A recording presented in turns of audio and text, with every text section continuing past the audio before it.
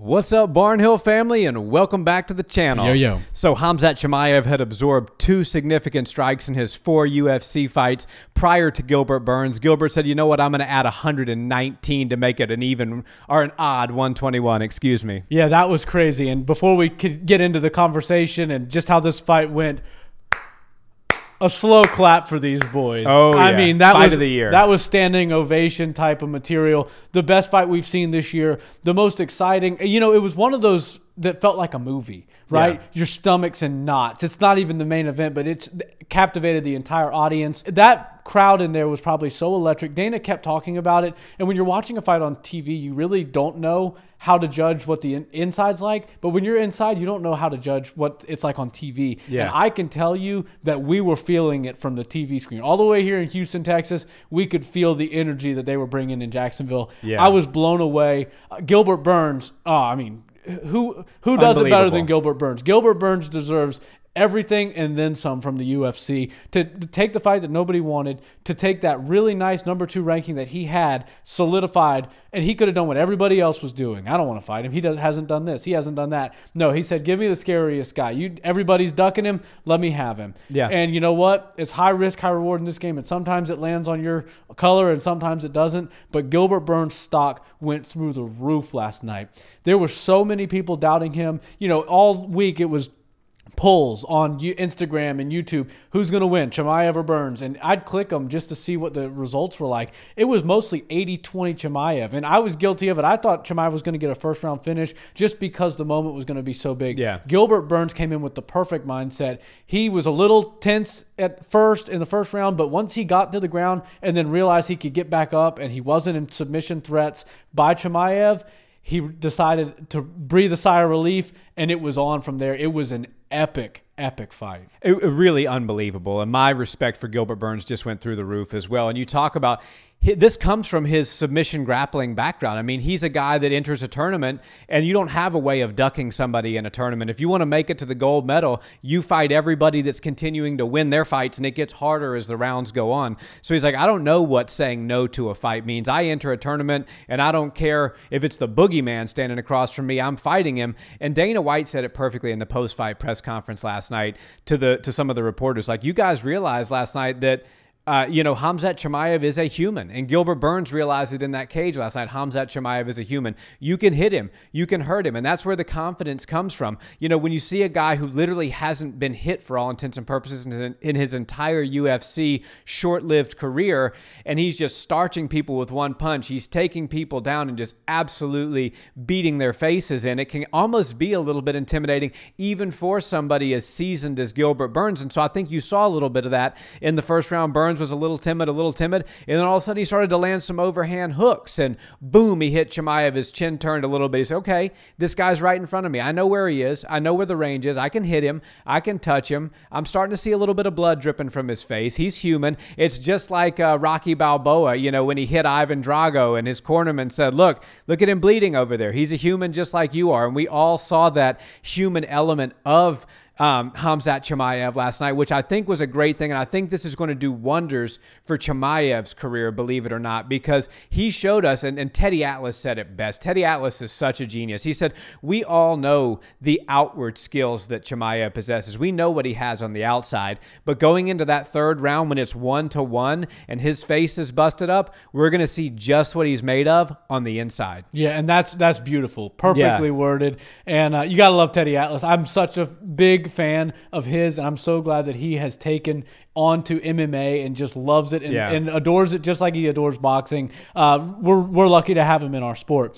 But, you know, Chimaev was so impressive. You know, I don't want anybody to look at that fight and go, oh, well, Chimaev showed us that he doesn't actually belong. No, that was a guy that's only had 4 fights in the UFC, only 10 fights, 11 fights total. He's never been challenged, and he just got challenged against a guy who may have had the closest match in the world to date to Kamaru Usman as the champion. Yeah.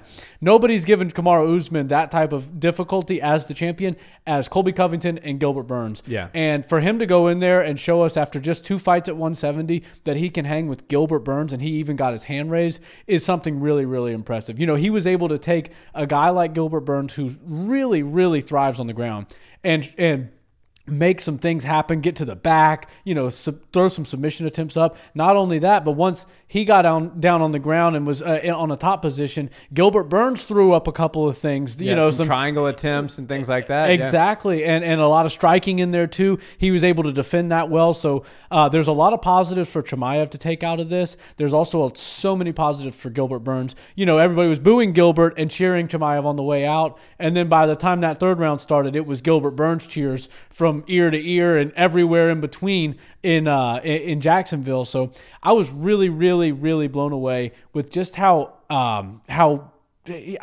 words are hard to come across. It's very difficult. Yeah, just how like intoxicating this fight was. Yeah. People were literally just like salivating over these two going at it, and it was a very clear 1-1 going into that third round. And I think that the fact that Chimaev sort of took the second round off, and I don't think he conceded it. I just think he needed to catch his breath. He was a little bit more flat-footed, wasn't pressing the pace as much.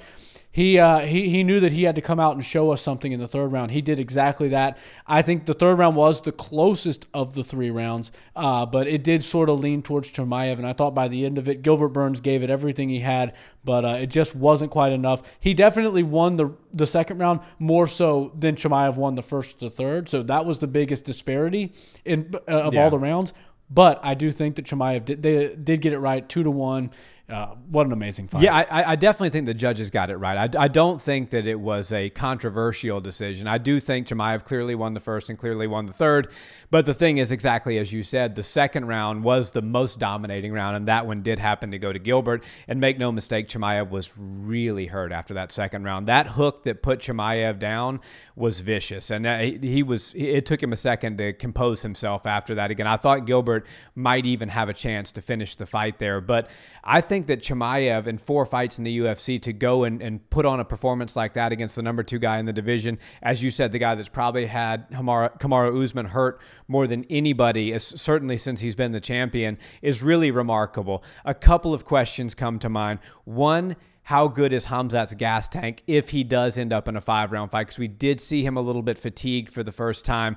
And then 2, can he match Colby Covington's pace? Because he's likely going to be booked for a 5-round main event or co-main event with Colby Covington next. Dana White pretty much said that's gonna be next on the docket for Chimaev. So I think a lot of people before last night and before seeing how he did against Burns would have said that Khamzat runs over Colby. I'm not quite sure that a lot of people are going to share that same opinion right now because we know how good Colby's gas tank is.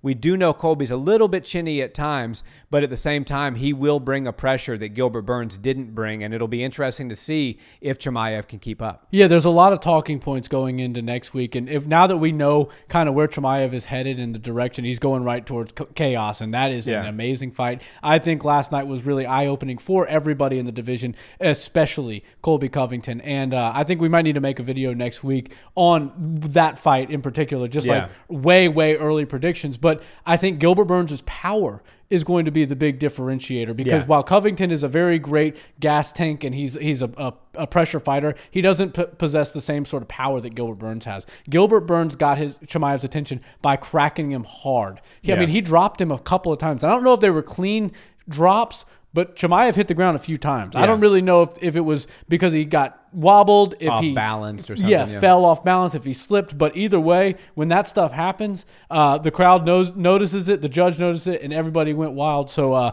I think these are going to be two totally different fights. Gilbert Burns brought the house down. I think that he deserves so much from the UFC. I don't think that they need to swap orders. I don't think it goes Chimaev to #2 and Burns to 11. I think both these guys belong in the top 5, top 3-ish area, and they only deserve main events, co-main events, or top priority spots from here on out until otherwise. Yeah, for sure. Gilbert Burns did get his win money last night. Dana, so he got fight of the night, the $50,000 bonus, and Dana said, you know what, because that fight was so incredible, I'm going to give Gilbert not just his show money, but his win money as well, and so did Khamzat Chimaev. That speaks to how much the boss really loved that fight. And Khamzat, look, say what you want about Khamzat. The guy in 4 fights in is literally beating the number 2 guy in the division. It's almost like he's a victim of his own success. People expect him to go in there and take people out without even getting touched. But listen, when you get to the top 5 in the UFC in any division, pack a lunch because you're in for a fight. And he was in for one last night, and I was very impressed by his heart. Yeah, everybody's always waiting for this invincible human to come through. But the reality is, there is no invincible human. Everybody's got a chin. Everybody has a gas tank. Everybody has a heart. And if you push it to the limits, it's going to start to show cracks. And we got to see Chimaev's. I think it was awesome. He loved it. He was so happy to be pushed like that. You know, he's one of those guys. He wants to embrace the grind and embrace the pain. And Gilbert Burns absolutely brought that out of him. No doubt. Guys, drop us a comment. Let us know what you thought about Chimaev versus Burns. Is it your fight of the year thus far? Let's chat about it in the comments. And if you're new here, guys, we talk all things combat sports. So if you're into that, we appreciate a subscribe to the channel, and we'll see you next time. Peace.